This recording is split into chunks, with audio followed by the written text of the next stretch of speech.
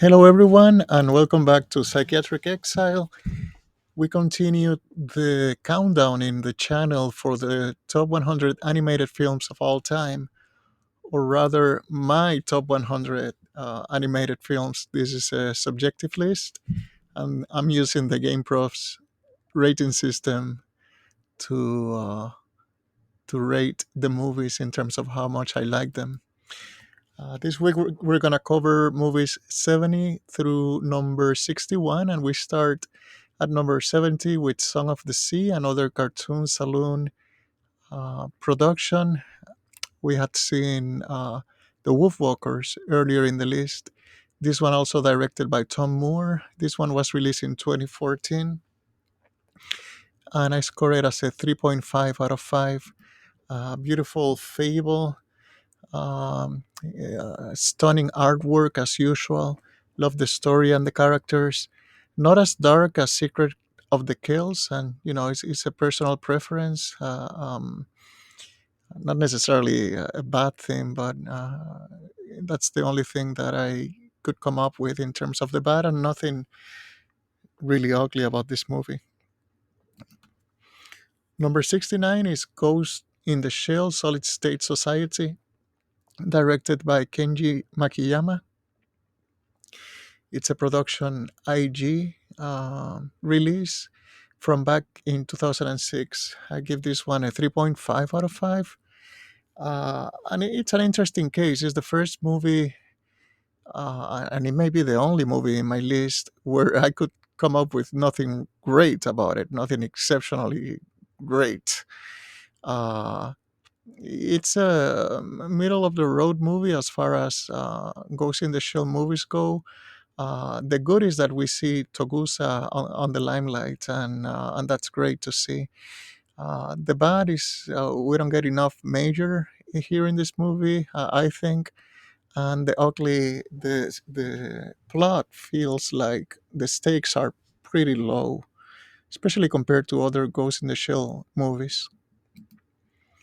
Number 68 is Angel's Egg, the classic first movie from Mamoru Oshii, released by Studio Dean in 1985. This one is a 3.5 out of 5. This is a extremely abstract movie. I like the flow, it's a dreamlike flow. I love the retro art style, but it's super abstract. I feel like I need to watch it again. I didn't get a lot of the symbolism the first time I watched it, and I'm a psychiatrist, so I don't like the chances of the untrained person trying to figure out the symbolism in this movie. It's tough. It's doable, of course, but it's gonna take a lot of work, and the pace is pretty slow. But very good movie nonetheless. Number 67 is Summer Wars from Mamoru Hosoda, released by Studio Madhouse in 2009. Another 3.5 movie for me. Very good movie. I love the characters, and the pace is pretty, it keeps moving. It doesn't slow down too often. I didn't really like the artwork for the virtual world and the avatars, but nothing really ugly about it. Number 66, Wonderful Days. This is a movie produced in South Korea by Endgame Studios, and it was a collaboration with a few other studios. It was released in 2003 and directed by Kim Moon Sang. Very good movie, and this movie is notorious for the beautiful artwork. The art and the animation are really stunning. The music is really good too, but the characters are flat and the plot is pretty shallow. But you know that in long running anime series, a lot of the low budget animation is sent to South Korea, the filler episodes and whatnot. And a lot of the episodes, actually, all the episodes with the really good animation, what we call Sakuga, are produced in Japan.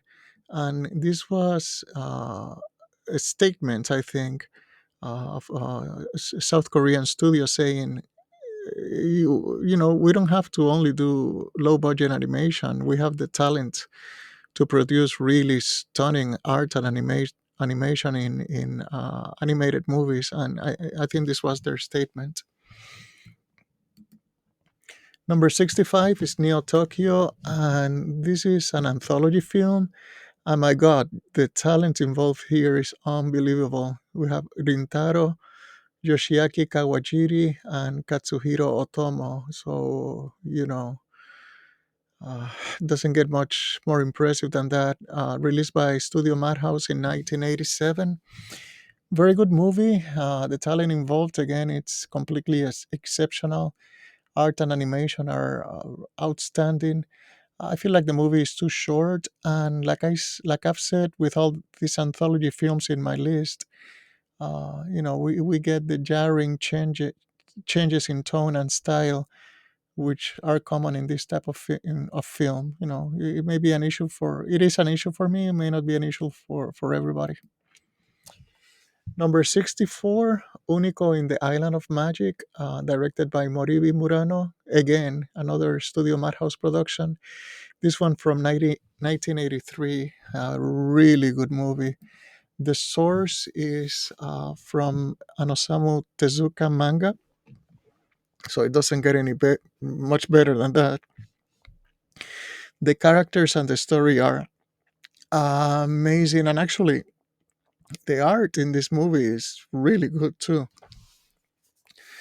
Nothing bad, nothing ugly about it, in my opinion, and highly recommended film, available through Discotheque Media, I think.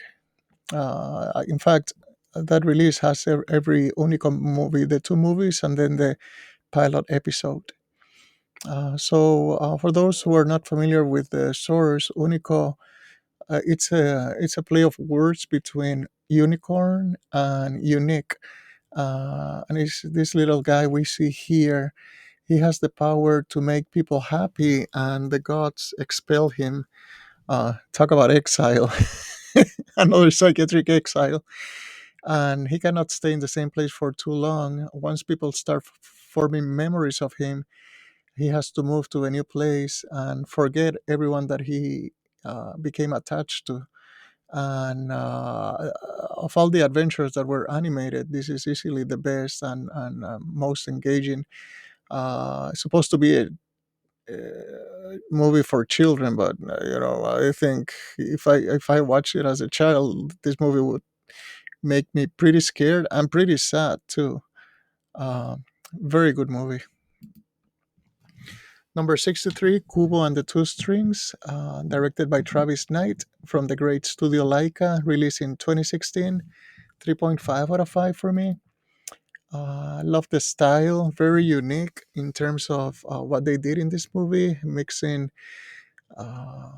stop motion and also computer graphics for the facial expressions. The sound is phenomenal. The body is the familiar structure of the story. We have these two guys here fighting for the attention and the preference of the protagonist, and that dynamic we've seen before, for example, in Toy Story. So that wasn't too great, but nothing really ugly about it.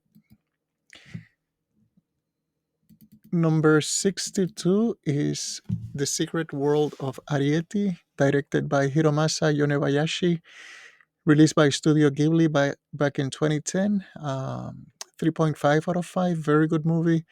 This was supposed to be the passing of the torch uh, from Miyazaki to the new generation of animators at Ghibli. But then, you know, he came back from retirement and kept making new movies, which I think led to the foundation of Studio Panak, which have released some very good movies since. The art in this movie is stunning. I really got lost into the world it builds. Although that world is scarcely populated, we only have a handful of characters, but there's nothing really ugly about this movie. Really enjoyable. Number 61 and last movie for this week is Perfect Blue from the great Satoshi Kon, another Studio Madhouse production. This one released in 1997, 3.5 out of 5, considered by many a classic and one of the best anime movies ever released. I don't hold it in quite that high esteem, but yeah, I mean, this thing is pretty amazing. The story and the concepts are very mature, very sophisticated, and complex, and it has a sober art style that is congruent with that sober story. Nothing bad, nothing ugly about it. So these are the 10 movies for this week. I have good news and bad news. The good news is starting on the next video, we're going to get to the movies that I think are 4 out of 5. We're finally moving up from the 3.5 category. But my video, because of personal reasons, my videos over the next few weeks are gonna be released on a more spotty schedule. I'm pretty sure I'm not gonna be able to release weekly. Maybe for the next week or two, we'll see. Hope you guys continue to watch. Thank you so much for your time. You take care of yourselves, and I'll see you next time.